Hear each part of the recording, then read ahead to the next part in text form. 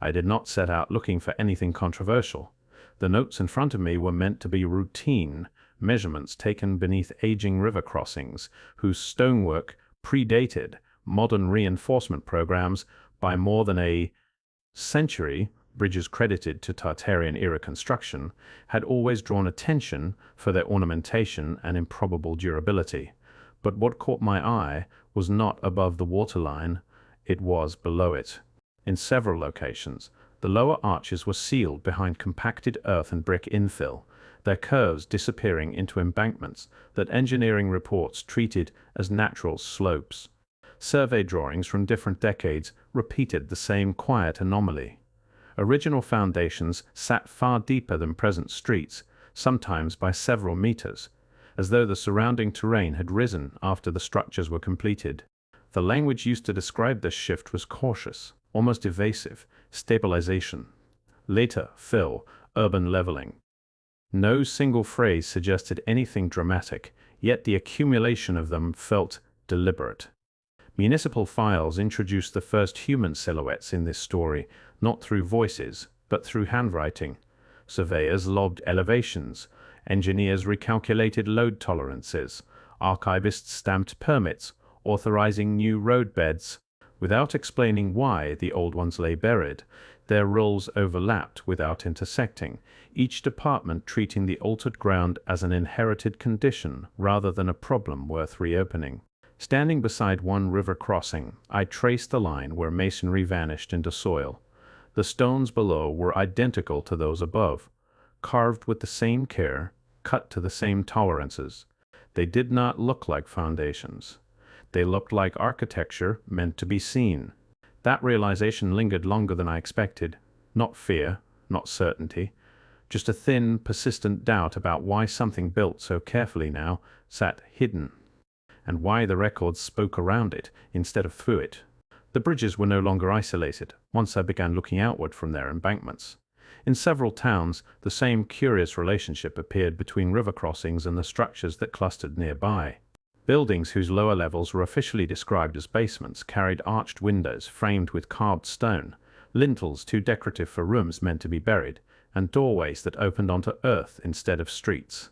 Some were bricked shut, others had been reduced to narrow slits, as though light itself had become an inconvenience. Property records introduced new institutional presences without faces. Municipal planners approved grade adjustments. Assessors reclassified square footage after renovations that quietly removed entire floors from public access. The language remained technical, procedural, stripped of curiosity. No document questioned why the lowest stories of civic buildings looked identical to the upper ones, or why ornamental masonry appeared at depths that should never have required it. I traced the pattern from one district to another, then across regions separated by hundreds of miles. Different architects, different decades of modification, the same architectural grammar, repeating beneath modern sidewalks, windows where retaining walls should have been, entrances that now led nowhere, decorative flourishes pressed against compacted soil. It was no longer a single structure asking to be explained. It was a category. The sensation was subtle at first, a tightening rather than a jolt, the kind that comes when coincidence stretches too far to remain comfortable, and paperwork keeps insisting that nothing unusual has happened at all. Maps changed before my eyes once I began stacking them chronologically. Early street plans showed riverbanks sitting lower, bridge approaches descending gently into water, civic buildings fronted by broad staircases that led directly to ground level. Later editions fattened those same areas, thickened the roads, erased the steps, and labeled the lowest stories of once prominent structures as sublevels. The transformation was incremental, almost polite. No single revision admitted to altering the terrain. Each one merely updated it. Renovation permits echoed the same quiet choreography. New pavements authorized decades after original construction. Drainage projects that required importing vast quantities of fill. Utility trenches cut through soil layers that did not match surrounding geology. Urban surveys recorded the results with clinical efficiency, noting elevation increases without recording their origin. ledger margins filled with annotations that solved practical problems while sidestepping historical ones. The characters here were not people so much as processes, planning boards, public works departments, survey offices that passed files between themselves until responsibility dissolved into paperwork. No document expressed alarm. None asked why multiple cities, separated by geography and politics, were all raising their streets over stonework that appeared designed to meet open air. The pattern hardened into something less accidental.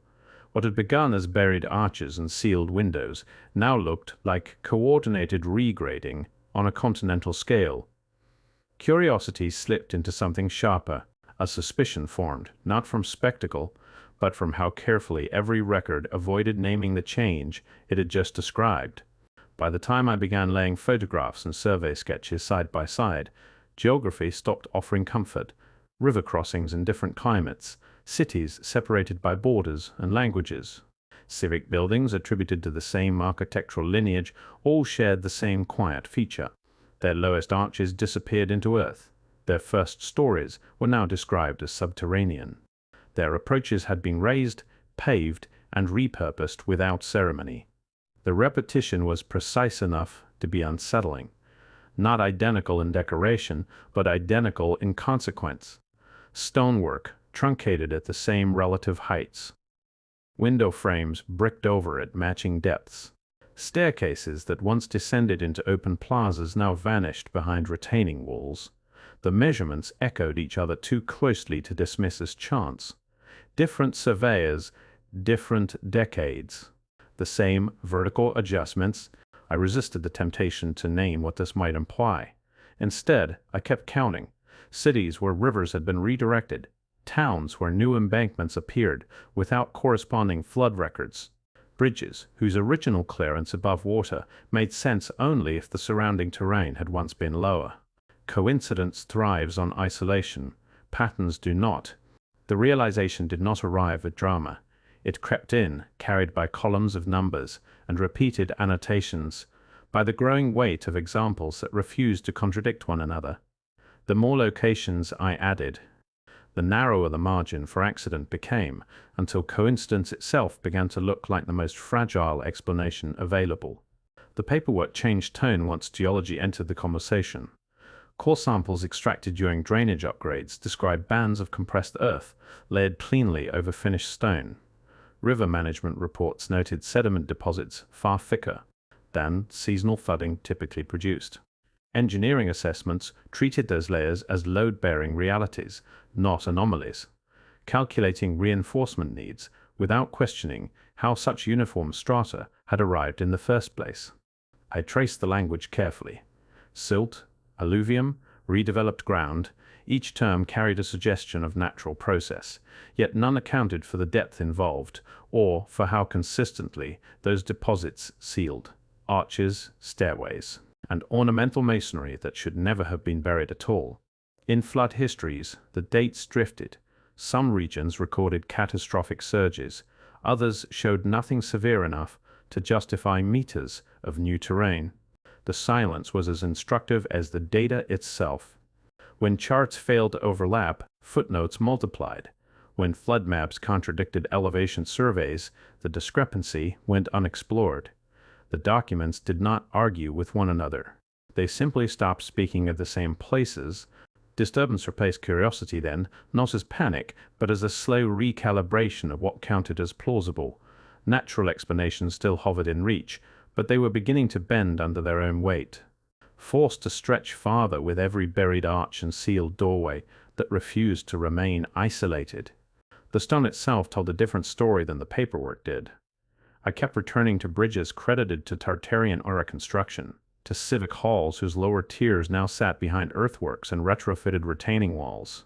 Their buried sections carried the same ornamental vocabulary as the portions still visible to the street: carved cornices, fluted pilasters, keystone arches shaped with ceremonial care. None of it resembled the rough, utilitarian masonry usually reserved for foundations. Load calculations preserved in engineering archives hinted at original intentions. Stress diagrams assumed lateral exposure. Drainage channels were carved outward, not upward. Decorative courses ran continuously below current grade, stopping only where later infill began. These structures had been designed to breathe open air. Blueprints and engravings introduced the builders only as outlines, names etched beneath copperplate drawings, figures reduced to initials in contracting ledgers.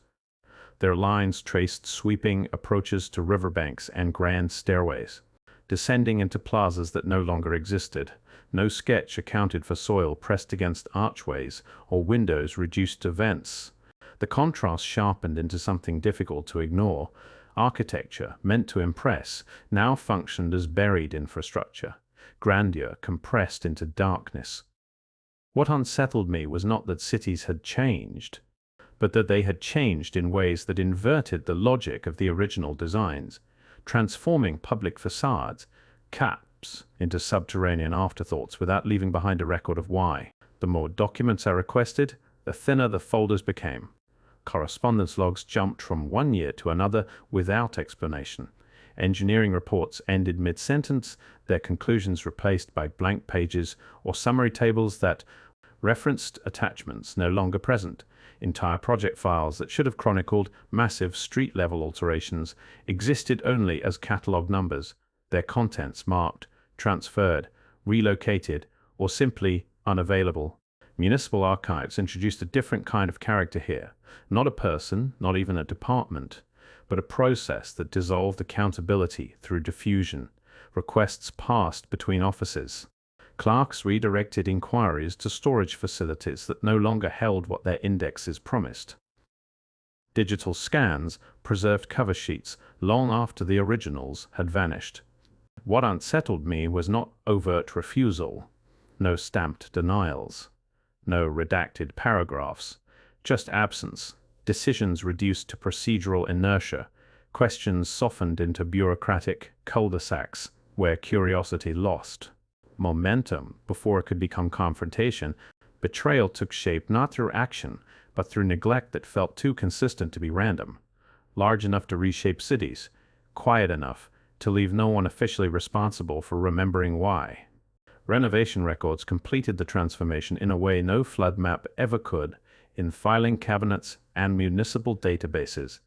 Buried floors stopped being mysteries and became categories. Basement conversions, foundation reinforcements, grade corrections. The vocabulary carried authority, not curiosity, reshaping the past with administrative calm. The bridge approaches offered the same lesson in slow revision. New ramps replaced shallow descents. Retaining walls swallowed decorative courses and recast them as structural necessities. What had once appeared ornamental was reclassified as utilitarian, its former visibility erased by language before it vanished beneath soil. Each update solved a modern problem while quietly overwriting an older one. Generational handoffs did the rest. Assessors learned from the documents left behind. Engineers inherited assumptions embedded in diagrams drawn decades earlier. Archivists cataloged revisions without ever seeing the versions that preceded them. The change was not sudden enough to provoke alarm.